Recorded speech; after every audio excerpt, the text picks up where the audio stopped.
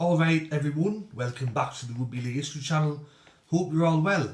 Tonight's video is going to be part 3 of the NRL Bad Boys series. I had the first video which was the top 10 NRL Bad Boys. Then I had the spillover from that, I had a part 2 video. And now I'm going to bring you part 3 because with the NRL there's just so many bad boys. And there's so many off-field incidents. I mean, between 2015 and 2019 there was about 66 off-field incidents from what I read in one article. So plenty of bad behaviour going on, and I'm going to get in that video very shortly. Before I get started though, if you're not yet subscribed to the channel, I'm currently at 476 subscribers at the moment, looking to get to 500 by the end of the month. If you have not yet subscribed, please consider doing so, and thank you everyone that's recently subscribed, and thank you to everyone that's supported my channel from the very beginning. So getting started with the first bad boy in this list, it's Renny Matuit. He's no stranger to off-field controversy. In 2006, he was fined for drink driving. Whilst he was playing for Canterbury, he was given a $15,000 fine there, and he was stood down for a week. In 2008, he was found drunk and disorderly out front of the T2 nightclub in Oxford Street. He was fined and demoted for that. But believe it or not, he was sacked by Canterbury for not showing up to training. So he does all the other stuff, but he gets sacked for not showing up for training. In 2009, he was given a 2-year ban from the sport after he tested positive to an illegal substance. That's when he was at Cronulla. In 2013, he assaulted a taxi driver. He punched the taxi driver in the arm as he was getting out of the cab. And then in 2014, he was involved in a nightclub brawl with a couple of other rugby league players up in Brisbane. The next player is Chris Walker. In 2003, now this is not really so much as an off-field incident, but it's a big no-no. So in 2003, he just signed a $350,000 a year contract to join South. He only played the 5 matches, and then he joined the Sydney Roosters, South Sydney's arch rivals. Midway through the year, he got a lot of death threats over that, a lot of negative publicity. In 2004, he was involved in a drunken altercation in Fortitude Valley. It's one of the suburbs in Brisbane there. In 2005, he was sacked by Eastern Suburbs for a couple of off-field incidents. In 2006, he joined Melbourne, but he was sacked by them for further alcohol-related incidents. In 2007, after he joined the Gold Coast, he was involved in a drunken altercation in a pub there, and he was kicked out. And then after that, he entered rehab, and that's where I think all the problems sort of ended for Chris Walker. The next player is Russell Pake. In 2013, he was caught on camera while playing for New Zealand against Brisbane up at Suncorp, urinating on the field during the game. He was given a $15,000 fine by doing that. In the same year, he was convicted of assaulting a man. It was a violent assault from what I've read, and the judge said that it was a deplorable act and it was a cowardly act. He was jailed for 2 years for that incident, but it was downgraded to 1 year after appeal. He was set to join Newcastle, but as a result he sat a year out of the game and then signed for St George Illawarra. And then in 2020 he was spotted leaving a game early between West Tigers and Manly. He also left the game with Josh Reynolds. Halfway through the game, Manly were comfortably winning. I think Josh Reynolds and Russell Packer just looked at each other and went, fuck it, we're going to lose. I'm just going to go home. And they were dragged through the coals over that. The next player, Willie Neeson, or Meehan. I'm not too sure how you pronounce the surname, but he's the next bad boy on the list.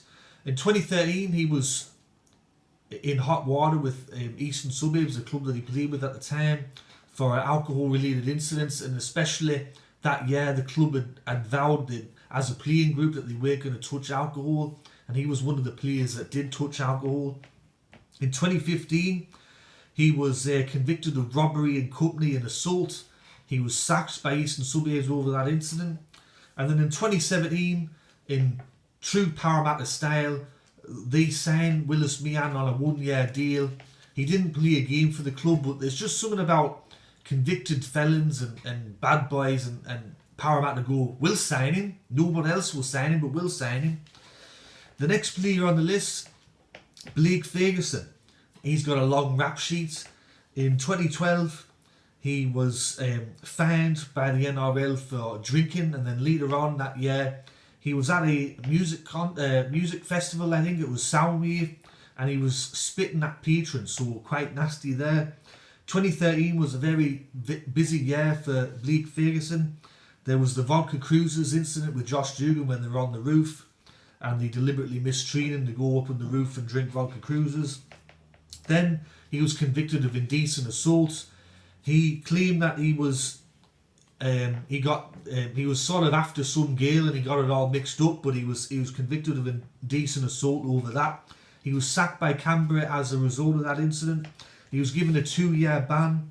He ended up signing with Eastern Suburbs. I think he sat about a year and a half out of the game. In 2017, him and Josh Dugan once again, they left Origin camp to go drinking. I think it was at Lennox Head on Nambucca Heads. And as a result, they got into a lot of trouble over that. And then in the same year, he checked himself into a gambling rehab facility to address that issue with gambling. The next player is, I'm sure, a player that you all know very well, Willie Neeson. So in 2002, while he was at Canterbury, he ran from a taxi without paying for the fare. Why you do such a thing when you're on big wages is beyond me. 2003, he tested positive for crystal methamphetamine, also known as ice. He was fined $25,000 by Canterbury as a result of that. In 2004, he left Origin camp with a number of other New South Wales players when they weren't supposed to, and they went on a drunken rampage there. In the same year, he forged a couple of signatures of other rugby league players, so people wanted a signature of a player and he was forging other people's signatures. And then in the same year as well, in 2004, he was spotted visiting a brothel. In 2007, he was involved in a nightclub altercation with a former rugby league player by the name of Richie Williams. And in the same year, he verbally abused a 2GB reporter, and he later had to apologise over that.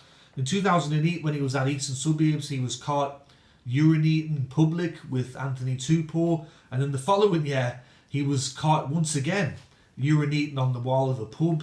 Why you do that when you can actually go into the pub and use the toilet there, I don't know. Once again, he was dropped to Newtown for that. I remember he got fined over that. And then in 2014, he was caught drink driving, and he was given a $900 fine. And apparently he went on a marathon drinking session that day, and then he decided to jump behind the wheel, and that's how he got caught. The next player on the list is Dean Laurie. Now, it's not the Dean Laurie you're thinking of. It's not the one that plays for Penrith currently. This one is another Dean Laurie that played in the NRL about 10 years ago. So in 2009, he was sacked by West Tigers after assaulting his girlfriend. In 2010, he was signed by Penrith after he joined them because he missed training a couple of times. Then he went over to France and played with Saint-Gaudens Bears, which is, I think, a semi-professional club over there. And then while he was over there, he damaged one of their loan cars. As a result, he had to pay damages for that when he got back to Australia. In 2011, he was sacked by Penrith. Apparently, he was drinking heavily at the airport and on the plane. He was playing for Penrith's feeder club at the time, which is Windsor, and he was on the plane and he was drunk. When he got back to Australia, he was called into Phil Gould's office, and Phil Gould sacked him on the spot. Around about the same time, he threatened to bash Willie Neeson if he ever saw him out in public, so they had a bit of an off-field rivalry going there. And then in 2017, he was arrested with intent to murder charges. He was given 2 charges for that. It was in relation to 2 shootings in the area that he lived at the time. I've tried to research what actually happened, what was the aftermath of that, but I can't find anything. The next player on the list, and the final player I'm going to include in this Bad Boys video, is Mitchell Pearce. So in 2014, he was fined $20,000 and he was dropped from Eastern Suburbs, and he also lost his place in the New South Wales State of Origin side. They went on to go and win the series that year. This was in relation to, he went to a nightclub, there was a girl with a yellow dress, and he kept trying to proposition her and kept trying to harass her. She called the police, they got involved, and he ended up getting fined over that. 2016, on Australia Day, He was filmed by a couple of revellers at some sort of a house party. He was drunk. He was trying to kiss a couple of women that were there. When they rejected him, he grabbed the family dog and he simulated a sex act with the dog. He was fined $125,000 over that incident and suspended for 8 games, which pretty much fucked Eastern Suburbs season that year. And then in 2020, as we all know just recently, his wedding was called off. Allegedly, he'd been sending sex or text messages of a sexual nature to a Newcastle staff member. Whether that's true or not, I'm not too sure, but this story seems to be gaining traction. Given some of his previous behaviour, I'm leading to believe that it could be true, but I'm not 100% sure. Don't hold me to that. But anyways, that's my video for part 3 of the NRL Bad Boys series. I hope you enjoyed it. If you did, please give the video a like. If you have not yet subscribed, please consider doing so. I'm at 476 subscribers, looking to get to 500 by the end of January 2021. This has been Rugby League History. Stay tuned for the next video, which is coming out tomorrow, and I'll catch us all later. Alright, tatty bye now.